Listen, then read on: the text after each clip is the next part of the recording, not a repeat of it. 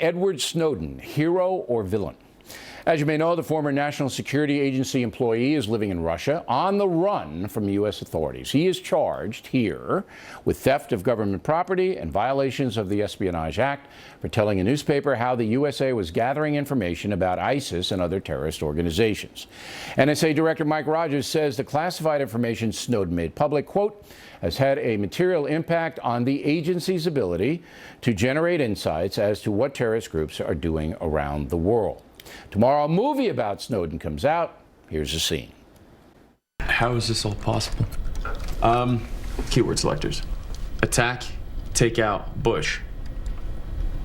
So think of it as a Google search, except instead of searching only what people make public, we're also looking at everything they don't. So emails, chats, SMS, whatever. Yeah, but which people?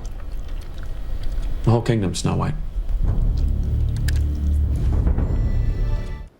With us now, the director of the film, the legendary Oliver Stone. Now, I didn't get to see the movie, but I sent my producers out. Before we get into it, I want to know about you. Do you see the USA as a noble country?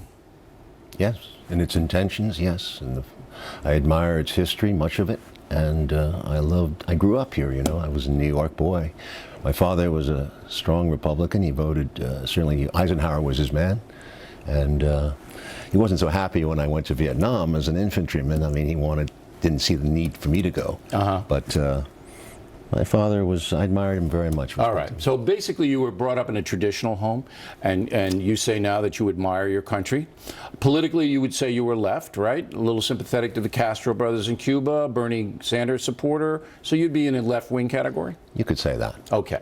Now, when you produce a movie like the Snowden film, you know that there's a lot of politics just in the film itself. Yeah. All right, so what did you want to get across in the movie? I stay away from the politics. I really tried to stick to my role as a dramatist. This is what I do. As you know, I did a movie about Nixon. I did a movie about Bush. And in both cases, I was less so because it was about the assassination and the investigation.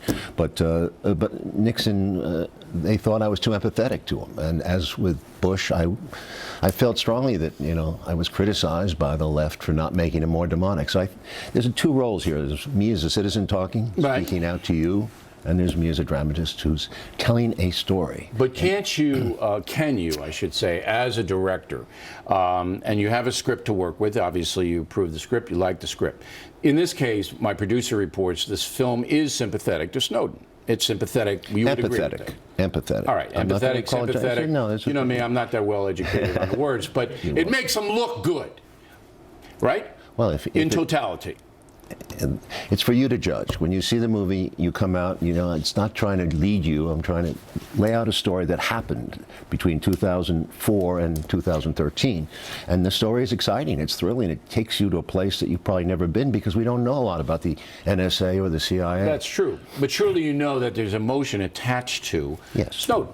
All right, and how he's portrayed by you, the director, is going to influence how people either like or don't like the movie. I want to run a clip, and I want to get your reaction from this clip, by the president about Snowden. Go. The way in which these disclosures happened have been damaging to the United States and damaging to our intelligence capabilities. And I think that there was a way for us to have this conversation without that damage. I think that as important and as necessary as this debate has been, it is also important to keep in mind that this has done unnecessary damage.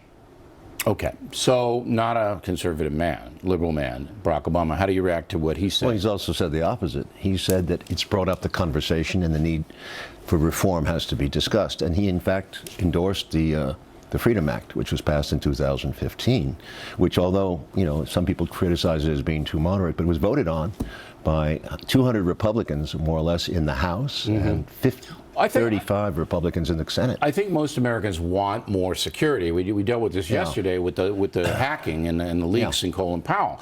They do, but at the same time, they don't want individuals like Snowden to go out with national security that could cost people's lives. And we've seen this on a number of levels. But I want you to react to President Obama. You have to take him at his word that he didn't think that Snowden's actions were good for the country. How do you react to that? Well, I mean, we show in the movie his 2008 election and the promises he made for reform and transparency. And part of the problem for Snowden was that he didn't keep to those words. So you say Obama he did doubled not. down on the Bush administration's surveillance and other forms of warfare that they created. Isn't it possible that President Obama and President Bush know more about protecting Americans than Edward Snowden does? I've heard that ever since I was a young boy in America. There's always don't a believe national that? security. No, I believe governments lie. I think that they protect their own interests to get But reelected. what's the interest, though, of it seems to me that the interest of electronic surveillance and all the things that you deal with and Snowden dealt with is to protect Americans from ISIS. Well, that's what from they these- tell us. That's what they tell us. You don't believe that? No, no. Because I think you- cyber warfare, we took a global initiative in 2007 and we used it against Iran secretly.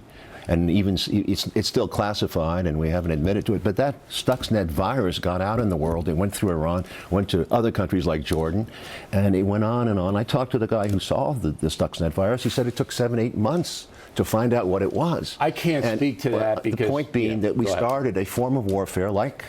This is very serious because it's gone on and on and on. And now people are very smart. There's no secret to it. They picked up how to hack us. Do you believe, though, this is being done? And you had some questions about the 9/11 attack, I remember, right? I do. I question what the NSA and the CIA were doing to really protect us, as you say. I don't think they did a But very you don't good think job. it's a conspiracy? No, I didn't You say dig that. out- No, I'm I not said putting that words Michael in your mouth. Hayden fumbled the ball. Okay. But that puts you on the other side of the issue, that if you want the protection of agencies, they have to have some, a blanket of ability to tap and to look Selected, and to do selected those things. targets. Yes. And we have plenty of them. But why tap everybody? Why Well, they would waste? say they don't tap everybody, that there are codes that they use in the NSA to, when they hear, to go in. But anyway, what I'm trying to do is I noticed you made that point, but they do go back. They have a database. They can go back on anybody and find out all they want to know. All right. But you don't think that this country is actively trying to persecute its own people through these devices, do you? No, I don't think so. All right. But they do have an invasive ability beyond all measure, supported by a technological machine.